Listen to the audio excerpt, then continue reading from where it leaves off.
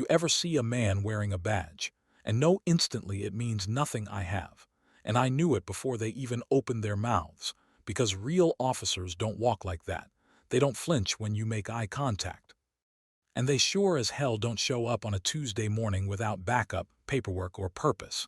They were here for one reason, to intimidate me. Only problem, they picked the wrong damn front porch. Drop your city in the comments if you've ever had an HOA try to bully you with fake authority. I've been there. And in my case, they didn't just try to find me, they tried to arrest me. But when Karen's boys saw ATF across my chest, they realized real fast they weren't the ones giving orders anymore. Let me back up. My name's Nate. I live in a small gated neighborhood outside of Albuquerque, New Mexico. 2-acre lots, desert landscape, retired folks, a few ranchers, and one woman named Karen Whitlock, who somehow convinced the HOA board to make her interim director of enforcement. She had no qualifications, no training, just a clipboard, a Bluetooth headset, and a permanent scowl. She wasn't elected, she just declared herself. And to my surprise, the board let her do it. Because that's how tyrants move, not with ballots but with silence. I kept to myself, always have. Spent 16 years with the ATF working surveillance, busting gun runners, tracking explosives from the Gulf to the border. But now I'm retired, peaceful, quiet, or at least I was until Karen showed up. The first notice was harmless. Your fence doesn't comply with neighborhood guidelines. I laughed. The fence was on the property before the HOA even existed. Then came a second. Unauthorized vehicle, military style. That one made me mad. It was my truck, painted matte green. Nothing illegal about it. Then came the third.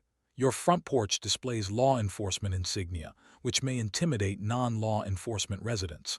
It was my ATF challenge coin plaque, hung under the flag I bled for. I took a picture of her notice and pinned it to the board in my garage. That's when I started keeping records. Karen ramped up fast. 3 notices in 1 week. Then a letter claiming I'd been uncooperative during inspections. I hadn't seen a single inspector, just her, hovering, walking her dog past my house 3 times a day, phone in hand, always watching. I knew the look. I'd seen it on cartel lookouts, on corrupt city officials, on power-hungry supervisors trying to provoke a reaction. But I didn't bite, not yet. It wasn't until the second week of April that things escalated. I was repairing a fence post along the eastern property line when I heard tires on gravel, not city cruisers, not sheriff trucks, unmarked, matte black, no plates. I stood up, wiped my hands, and watched as 3 men stepped out wearing police shirts, no patches, no name tags. Just shirts that said HOA Compliance Unit. That's not a thing, not anywhere in New Mexico. One of them approached with a hand on his belt where a real officer would carry a sidearm. Except this guy's belt had nothing but zip ties and a cheap radio. I waited, didn't move. Didn't speak first. Finally, he said, "You're Mr. H, correct?" I gave a short nod. "We're here on behalf of the Creek Hills HOA Enforcement Division." Didn't know that existed. It does now. He tried to hand me a folded piece of paper. I didn't take it. "Step away from the fence, sir. We need you to come with us to discuss ongoing violations." I smiled. One of those tight, quiet smiles that says you're about to learn something the hard way. I took a slow step forward. "You have a warrant," he blinked. "No, sir, this is a civil enforcement action." "Then you have no authority to detain me. We'll see what the police say." I reached into my back pocket slowly and pulled out my wallet, flipped it open, and there it was, my ATF credentials, still active, still honored. "Let me save you the call," I said. "I am the police." 2 of the guys stepped back. The third one, the one with the radio, froze. I stepped closer. "Now you're going to explain exactly who sent you here, who authorized this, and why you're impersonating law enforcement on federal land," he stammered. "We were just told to." "By who?" "Karen." Of course. I didn't raise my voice, didn't make threats, just reached for my phone, opened my contacts, and called a buddy at the sheriff's office. Told him I had 3 men on my property impersonating officers under the direction of a civilian HOA rep. "Sit tight," he said. "We're rolling your way." The 3 men didn't wait. They got in the car and peeled off before the real officers arrived. But I got their plates from the neighbor's driveway cam, and the footage from mine crystal clear, their faces, their uniforms, their unmarked vehicle. Karen standing in the background on the phone, watching it all. That night, I filed a formal complaint with the state HOA Oversight Committee and delivered a copy to the sheriff's office. 2 days later, Karen taped another notice to my door. Your aggressive response to community compliance efforts has been documented. Further action will result in escalation. I posted it online. No commentary, just the image. Within 24 hours, the local neighborhood group exploded. Comments rolled in like wildfire. She sent guys to your house. This is insane. We thought it was just fines and letters. She threatened to report me for having a Marine sticker on my truck. Turns out I wasn't the only one. Karen had been slowly weaponizing her title against half the neighborhood, and no one pushed back until now. What she didn't realize, she hadn't just sent 3 idiots to my front door. She just declared war on someone who fought actual terrorists for a living, and this war I was going to win. Karen didn't show up the next day, not in person. She sent a letter, typed, stapled, hand-delivered by one of her compliance assistants, the same guys who backed off my porch like they'd seen a ghost once they realized who I really was. The envelope read, "Notice of escalated violation, community threat level 2 resident has demonstrated refusal to comply with neighborhood directives and posed resistance to active enforcement. HOA reserves the right to pursue protective escalation." Protective escalation. That's not HOA language. That's corporate camouflage for "we're going to try something even dumber." I made coffee, pulled out my binder, and started documenting. I labeled the letter, Exhibit C. Filed behind, Exhibit A. Photos of the fake cops. Exhibit B. Video footage of Karen on the phone while they arrived. And soon Exhibit D would be in there too. Because I knew Karen wasn't done. Women like her don't stop when they're cornered. They double down. And when they double down on a federal agent, they go down hard. I wasn't planning a fight, not the loud kind. No lawsuits, no shouting matches in HOA meetings. This was going to be clean, tactical, paper first. I called up a retired federal prosecutor I used to work with. Explained what happened, sent him the files. His response, "Holy hell, Nate, that's a civil rights case waiting to happen. Think it's worth pushing? Not yet. Wait until she steps over one more line. Then you won't have to lift a finger.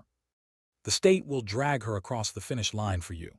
In the meantime, I kept quiet, but word spread fast. People in the neighborhood, folks who hadn't spoken to each other in years, started sharing stories. A couple down the street knocked on my door with a Tupperware of banana bread and a list of their violations. She said our garden lights violated visual consistency protocols. Another neighbor, an older vet named Ron, stopped me during my morning walk with Ranger. She fined me for sitting shirtless on my porch, said it was overly casual. I've lived here longer than she's been alive. I told them both what I told everyone else. I'm not trying to burn her down. I'm just going to show people who she really is. And one by one, they started standing with me. I hosted a quiet gathering in my garage. Nothing flashy, just a few chairs, a pot of coffee, and a whiteboard. 10 neighbors showed up, then 15, then 20. Each one brought documentation. Photos, letters, emails, fines without due process, notes scribbled in Karen's handwriting like she forgot she wasn't a judge. We organized them into categories. Fake violations, unauthorized inspections, impersonation of authority, threats, and at the center of it all, Karen. A woman with no law background, no board votes, no approval, just a plastic badge she had custom printed, and a voice loud enough to scare quiet people into paying made-up fines. Then came the next escalation. I got a knock at 6:17 a.m., too early for neighbors, too late for a patrol. I opened the door. It wasn't police. It wasn't code enforcement. It was a man in a vest that said Security Division Community Enforcement. I already knew. "Name?" I asked. He hesitated. "Rod. Rod, you're trespassing. I'm here on behalf of the HOA. We're conducting wellness checks on aggressive homeowners. Got paperwork." He showed me a laminated card. No seal, no authorization, just a name. Cresco Compliance Services. I smiled. "You've been hired by Karen, haven't you? Ma'am just wants everyone safe." "I'm ATF." He blinked. "Pardon, I've got jurisdiction. You're on my property without cause. You're operating under false pretenses. And I've got 3 cameras recording you right now." He turned and walked away, didn't say a word, didn't need to. That was Exhibit D at 9 a.m. I dropped off a USB drive to the sheriff's office. They'd already started building a case. Turns out I wasn't the only one getting visits. Karen had hired Cresco to check on a dozen residents, all of whom had pushed back against her in the last 30 days. One was an elderly woman with arthritis who had a messy hedge. Another was a single dad who parked his work van in his driveway. None of them broke any actual rules, but they were easy targets, people without time, without resources, without a badge. Until now. The sheriff called me that evening. Karen's under review. We've frozen her access to HOA funds. County oversight boards getting involved. If you have anything else, now's the time. I opened my laptop, typed a new file, Exhibit E, Community Statement of Opposition, signed by 36 residents. Citing 22 violations of HOA overreach and unlawful enforcement, I sent it with a note. One more stunt and I'll send this to the press. But Karen wasn't done playing games. That weekend, I was mowing my front yard when a patrol car pulled up. Not the usual guys, two fresh faces. Uniforms looked real, but something felt off. The way they parked diagonally, the way they approached without announcing themselves. I shut off the mower. "Afternoon, officers, can I help you?" One of them read from a notepad. "We've had reports of a disturbance." Yelling. "Threatening behavior. From this address?" "Yes, sir." I crossed my arms. "No one else lives here but me and my dog." "Do you own any firearms?" I didn't answer. I reached into my pocket and pulled my ID, ATF credentials. The younger one paused. Then the older officer looked me in the eye. "Sir, we're real law enforcement, but we were told this call came from inside the HOA boardroom." "Of course it did," I nodded. "Calm, quiet. Then you'll also want to know they sent fake cops here 3 days ago. I have footage. And a file that's already with your sheriff's department." They didn't say anything, didn't need to. They just apologized for the inconvenience and walked back to their car. As they left, I called the sheriff again. He picked up on the first ring. "She just used real police to try and bait a federal agent," he sighed. "We're moving it up." That night I walked out to the porch, sat down next to Ranger and looked up at the quiet sky. Karen thought she was running a game, but she didn't realize I don't play.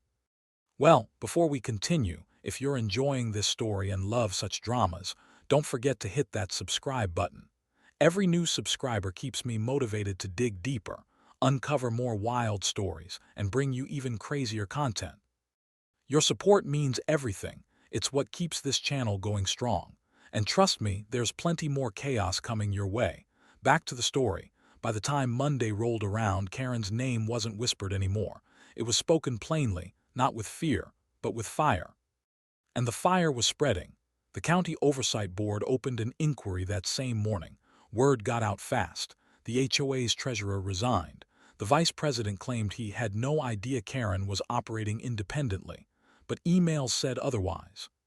Because one of the residents, Rick, had access to the board's internal site, he downloaded over 60 documents, meeting notes, expense reports, and best of all, a memo from Karen titled Operational Leverage Strategy Non-Compliant Households. In it she listed names, actual names, people in our neighborhood, and next to each one, a label. Fence violation fine to max Patriot type escalate military affiliation avoid direct confrontation. Apply pressure via enforcement visits potential threat monitor. Report, I was labeled.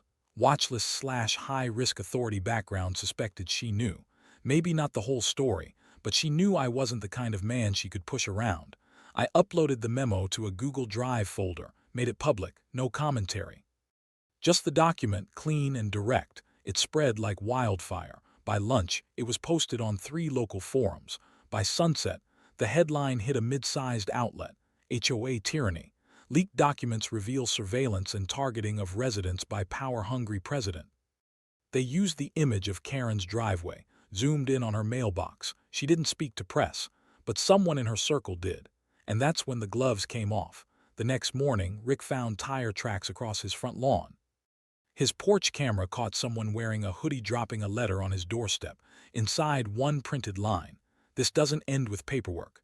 That was the moment it stopped being about policy and started becoming personal. Rick wasn't the only one.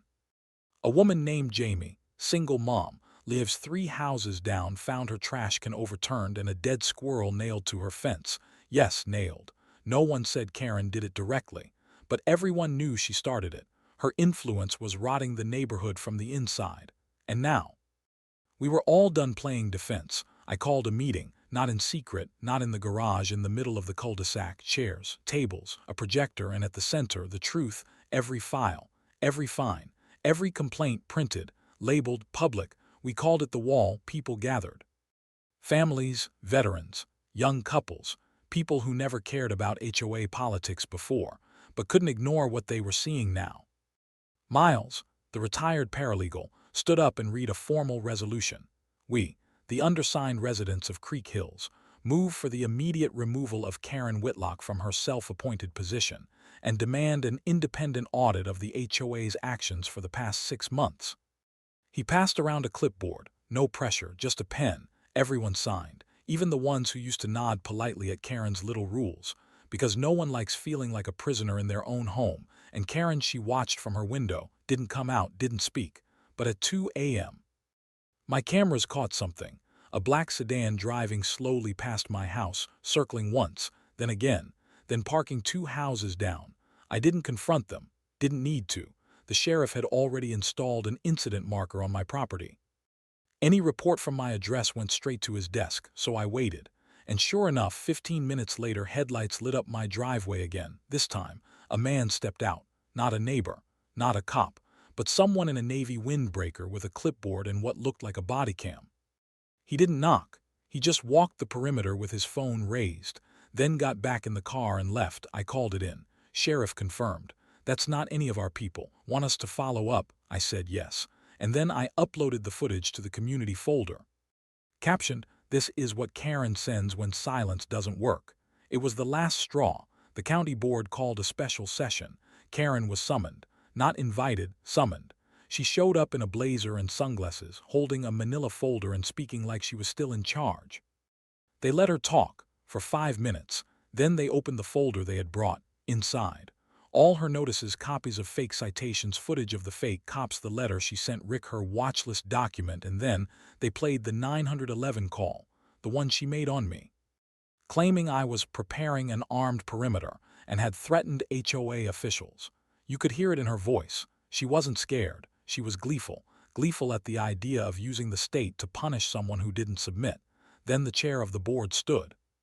"We find Karen Whitlock in violation of 11 counts of procedural misconduct, 3 counts of impersonating authority, and 1 count of filing a false emergency report." Karen didn't flinch. She just smiled. "None of that's enforceable," she said. "I didn't break any laws." The chair raised an eyebrow. "You're right. Which is why this is being passed to the district attorney." Her smile cracked, and that was the moment she realized she lost. They escorted her out, not with handcuffs, but with silence. No one looked her in the eye. No one argued. No one offered her a platform, and that was the real punishment. After the meeting, I walked back to my porch, didn't celebrate, didn't high-five anyone. I just poured a cup of black coffee and sat down next to Ranger. We'd been through worse, but this time it wasn't just about survival. It was about peace and people protecting each other again. 2 hours later, I got a call from the DA's office, a man named Carlson. "We're reviewing the HOA case you helped compile," he said. I asked what they were going to do. His reply, "We're going to make sure this never happens again." The official charges were announced on a Thursday. The DA's office didn't hold a press conference. They didn't need to. Word spread faster than wildfire in a dry canyon. Karen Whitlock charged with impersonating a public official, filing false emergency reports, harassment, and misuse of HOA authority. 4 counts, each with evidence attached. And the moment it hit the community board, people started showing up on each other's porches again. Not to whisper. To celebrate. Karen didn't deny it. She didn't apologize either. Instead, she released a written statement through a lawyer. "I was simply trying to protect the standards of a peaceful community." Unfortunately, some individuals refused to comply and used intimidation tactics to silence leadership. No remorse, no ownership, just more of the same: projection, manipulation, and delusion. But it didn't work anymore. The veil was gone. The sheriff's department took over enforcement review, and for the first time in HOA history, every citation Karen had issued was audited. The numbers: 173 total violations, 131 issued without any legal basis, 58 of those to veterans. disabled residents, or single parents $12,400 in fines collected under false pretenses, they froze the HOA account and opened a fund to refund every resident affected. I got a visit from the sheriff himself that weekend, pulled up in a marked truck, no lights, no drama, just a man in uniform with a clipboard and a tired look. "Just wanted to thank you," he said. "You kept records better than half my department." I offered him coffee. He accepted. We sat on my porch and watched Ranger chase lizards in the gravel. "Did she ever scare you?" he asked after a minute. I shook my head. "Not really." "You didn't flinch when she sent fake cops, called 911, hired surveillance goons?" "Nope." "Why not?" I looked him straight in the eye. "Because I've seen real threats. Karen was just noise." But the noise had done damage. People had been living in fear for 6 months. A neighborhood meant for peace had turned into a turf war without bullets. So the recovery wasn't about laws anymore. It was about trust. Doug, a soft-spoken dad from the west side of the community, stepped up. He volunteered to serve as acting HOA coordinator, not president, not enforcer, coordinator. His mission: connect, protect, simplify. He held open sessions every other Saturday, no fines, no threats, just discussions. And for the first time, people showed up not because they were forced, but because they cared. Rick became the treasurer. Jamie ran community outreach, and Miles, he drafted a new charter. One that said, in plain language, no one can act alone in the name of the HOA ever again. That line was mine. They insisted it be added. Karen's trial date was set for 4 months out. She didn't show her face in the neighborhood again. Her house went dark. Eventually, it sold quietly and for less than market value. The new family that moved in didn't know the full story, but they'd heard rumors. Still, they smiled, waved. They weren't afraid, because they didn't need to be anymore. A few weeks later, the DA's office sent a letter to every resident. It included instructions for claim forms, the refund process, and this line at the bottom: "We commend the residents of Creek Hills for their courage, cooperation, and documentation." This case would not have been possible without collective accountability. I read it twice, then pinned it beside the first letter Karen ever sent me, one demanding I remove the American flag from above my door. That flag is still there, now brighter than ever. One evening, Doug came by, carrying a small wooden plaque. He handed it to me without a word. I read it slowly. Asterisk to Nate, for standing when no one else could, for reminding us that silence isn't peace, for protecting more than property. You reminded us how to fight back with dignity. Asterisk. I didn't say anything for a second. Then I looked at him and said, "I didn't fight her for you. I fought her because she came for me. But I stayed in it because you all were worth it." Karen's case reached state-level attention. Turns out she'd done similar things before, under different HOAs, different counties, different names. She had a pattern: fake enforcement, weaponized fines, silencing tactics. Her record was clean until now. But records can be built, piece by piece. That's how justice works when it's slow but real. Creek Hills didn't go back to the way it was. It evolved. People talked more, watched out for each other. No more anonymous citations. No more threats over hedge height. One day, a new resident asked about the guy who took down the HOA president. I just smiled. "That guy. He's busy repainting his fence." They laughed and left a plate of cookies on my porch. No note, didn't need one. It was quiet respect, the kind that doesn't come from shouting. The kind that only shows up after you've stood your ground and earned it. That night, I sat by the fire pit. Ranger curled up at my feet. The stars above New Mexico were clearer than they'd been in a while, and for once, there was no patrol car, no HOA letter, no unwanted knock at the door. Just peace, earned, not granted. I hadn't thought about her in weeks. Karen, her house was sold, her shadow was gone, and for the first time in a long time, life in Creek Hills was just life. No notes taped to gates, no HOA compliance patrols, no fake citations.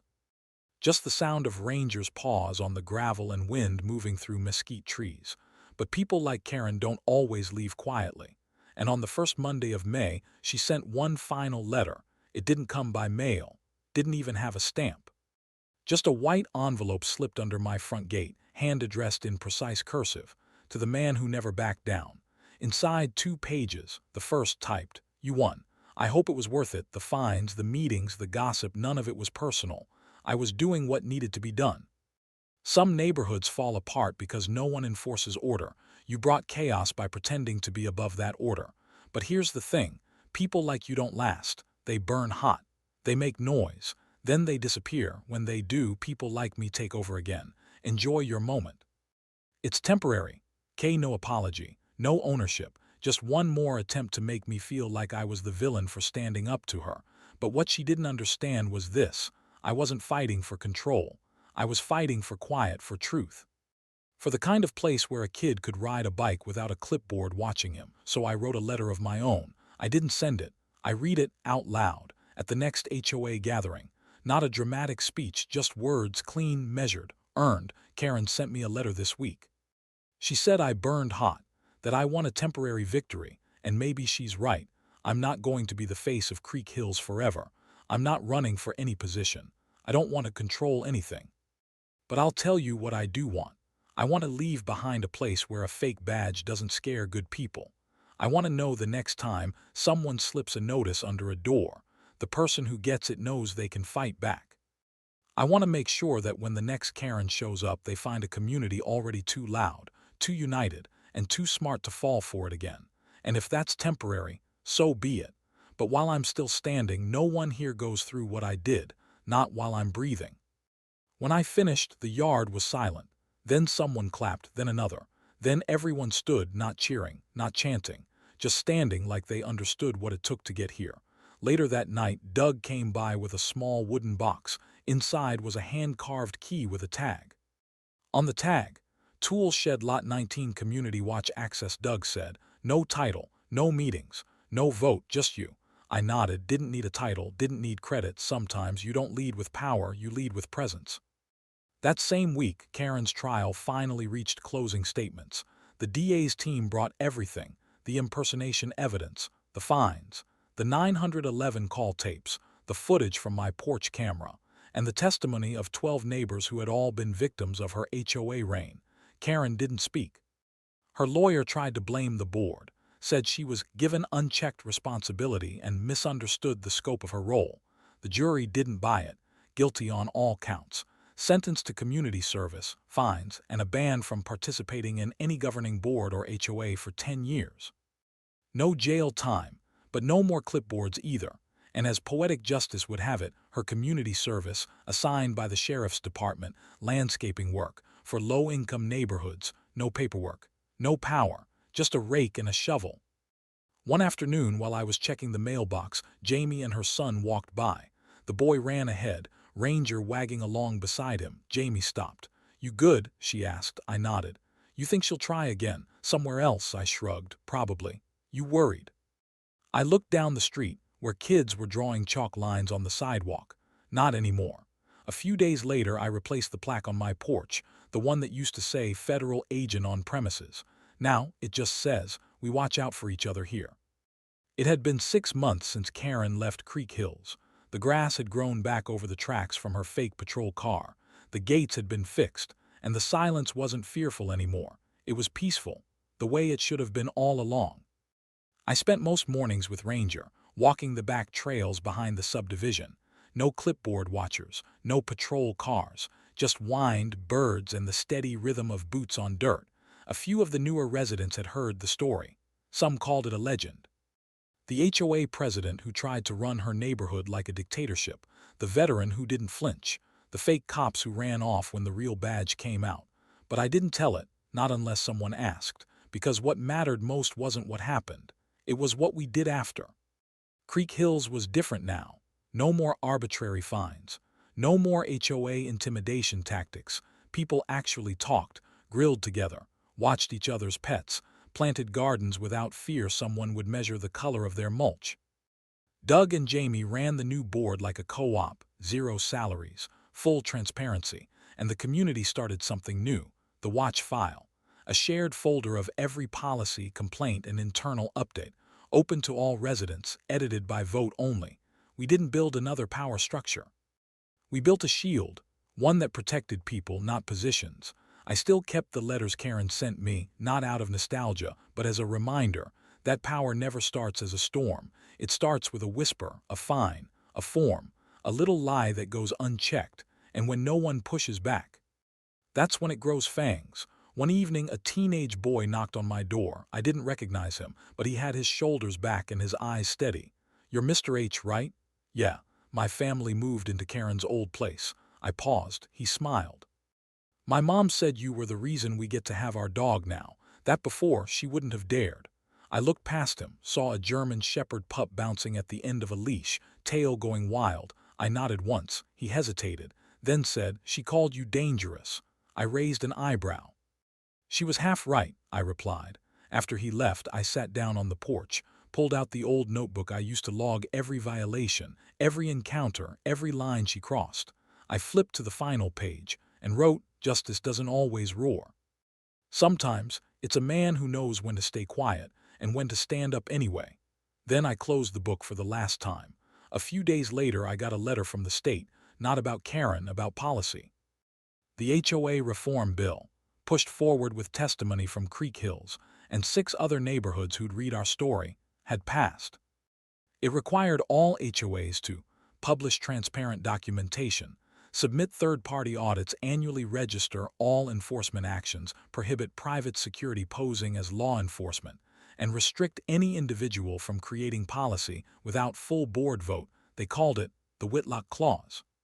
Named after her. I laughed when I read it. She wanted her name to mean power. Instead, it meant protection. Rick hosted a block BBQ the next weekend. Same cul-de-sac Karen once called a security risk due to high foot traffic. Now, there were kids racing scooters, a grill going full tilt, and a fire pit burning letters people had saved from her. Doug handed me a drink and motioned to the speaker. They wanted me to say something. I shook my head. Not today. But I did write a note, slipped it into the community box. It said, "If you ever feel like someone's trying to silence you, remember this. You don't have to shout to be powerful. You just have to stand long enough for the noise to break itself." Later that night, I stood in front of the bench I built months ago. The same one I was sanding when Karen's fake cops tried to arrest me, the one they thought would break me. I brushed the dust off the plaque that still sat on the front. "For those who think silence is weakness." Because that's where she got it wrong. I wasn't dangerous because I yelled. I was dangerous because I didn't need to. Final narration for your voiceover or outrow. Karen thought sending fake cops to my door would scare me. What she didn't know was that I'd seen real war, that I knew how real power walks, talks, and listens. And that you don't need a siren to protect your people, just the courage to say no when it matters most. Let her call it temporary, let her call it noise, but we know what really happened. We stood up, we stayed calm. And we ended it without a single threat, just truth, unity, and the badge she never saw coming.